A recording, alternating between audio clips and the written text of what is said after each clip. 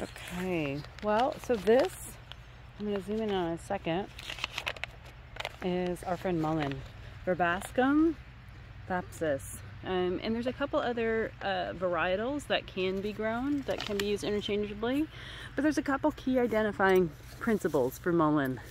One is this very fuzzy, sometimes people think of it as lamb's ear, but lamb's ear actually doesn't have this what we call a basal rosette. So it's not growing off of a center stem in a round pattern. So this is actually a biennial plant. And so what it's going to do is in the second year it will shoot up a very tall stalk. Oftentimes with a yellow flower. So 5, 6, 7 feet tall, big thick yellow flowers, midsummer. It's just kind of all along it loves disturbed soil, so it's all along the roadsides and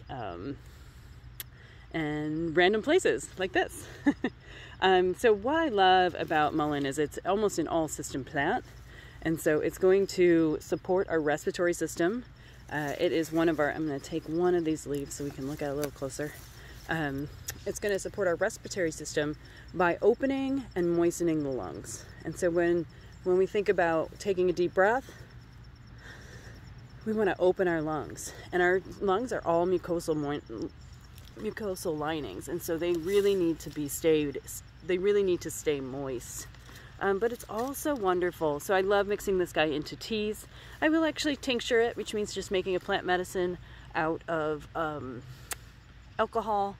But mostly I put this one in teas. The funny thing is about mullein, and I'm not sure you can see the detail, it's very fuzzy. You see the fuzziness? And those little hairs are actually slightly irritating to the outside of the skin, but inside it actually stimulates the body. Traditional indigenous medicine, they use this as a opening smoke to connect with your honesty and integrity. And just look at her, she's just so soft and wonderful. I also love to use it for soothing inflammation in the lungs and using it for irritated lungs. I love to use it for coughs and pairing it with something else, so spasmodic coughs, those kind of hacking coughs. Oftentimes I'll put this with honey and ginger and lemon to really kind of make a nice soothing cough tea / syrup. It also kind of is great for people that have chronic bronchitis. They're the ones that always get sick, just really need lung support. So often when people come in, this is a fairly safe medicine once you know how to identify it. And so it's one of those that I recommend a lot. And then I also use it for allergies. So it's one of those that when we soothe and open the lungs, a lot of times we can breathe deeper. We can really feel it. And it's going to help with that kind of constriction that often people feel. It doesn't stop spasms in its tracks, but you can also use it all over for spasmodic conditions. So think cramping, think pain in joints. I really love the way that it can support not only that. Now when we're talking about it, now I would actually not harvest the root right now. I'd probably harvest it in the fall or in the spring unless I really needed it. But mullein root is one of our favorite ones for looking at the stretching of the connective tissue. So think tendinitis, bursitis, pain where you can't quite reach it with, you know, a topical. So I love it for that. So I take it internally, meaning I take it as there's a tea and or tincture for that. And then I'm also going to take it for, it's one of our known medicines for really strengthening the pelvic floor, including in men and women. So BPH, it's going to tighten and tone, and same thing with that. I love the flower, which unfortunately I don't have a picture of it. I'm going to go take a quick picture of a kind of almost dead one, so you can kind of get that. It's a biennial, so it's going to seed out every year.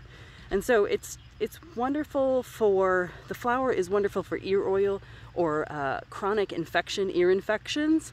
So often I infuse this beautiful yellow flower that's really resinous in oil, and then combine it, if it's an infection, I'll combine it with garlic and make a beautiful ear oil that you can then put in. And if it's not an infection, it's just kind of like irritation, then I just keep the mullein flower straight. It's also an antifungal, so you can use it on your toes if you have fungus toes and other places. all of that. A lot of times topically, I wish I had 4 hands. I'm actually going to wrap this, because it has these little irritating hairs on it, which you unfortunately can't see.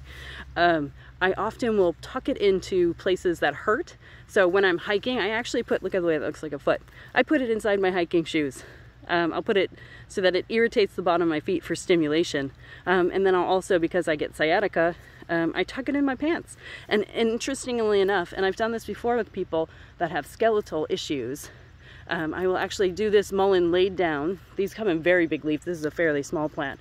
But I'll lay them down across the back, put a hot compress on it, and it just seems to strengthen and then tone, kind of flip the joints to where they need to go. So the back specifically. Ooh, as I'm saying that, my back is cracking. So it's a wonderful medicine. There's so much other stuff I could say about it, but I kind of wanted to start there, and hopefully you guys will see this medicine.